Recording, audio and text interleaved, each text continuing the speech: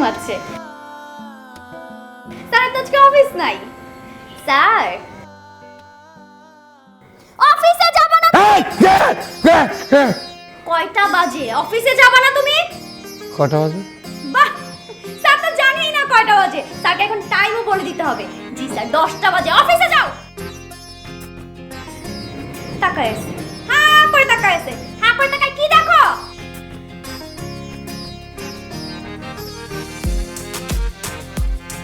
হ্যাঁ, অফিসে যাও, নাস্তাটা করে অফিসে যাও। অফিসে গিয়ে আমাকে উদ্ধার করো।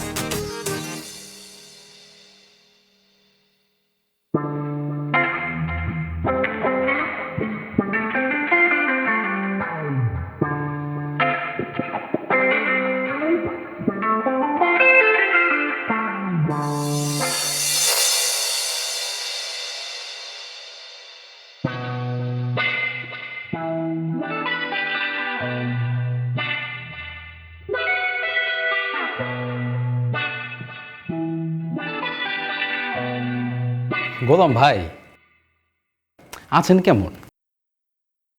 এই তো জি, চলছে আর কি, খারাপ না, ভালো। কিন্তু গোলাম ভাই আজকে আপনারা দেখে মনে হচ্ছে কেমন যেন মরা মরা। আপনি কি কোনো সমস্যায় পড়ছেন? আমি নিশ্চিত আপনার কিছু একটা হয়েছে ভাই। আসলে রাহাত ভাই, আমি না অবাক হয়ে যাচ্ছি। মানে আপনি কিভাবে বুঝতে পারলেন যে আমার এই সমস্যার কথা? আপনি চাইলেও তো আমার কাছে লুকাইতে পারবেন না, কারণ আপনারা আমাকে পাত্তা দেন আর না দেন, আমি কিন্তু বিনোদনের পাতা চালাই। অভিনয় যাদের পেশা তাদের নিয়ে আমি সবসময় চলি, বুঝতে পারছেন ভাই?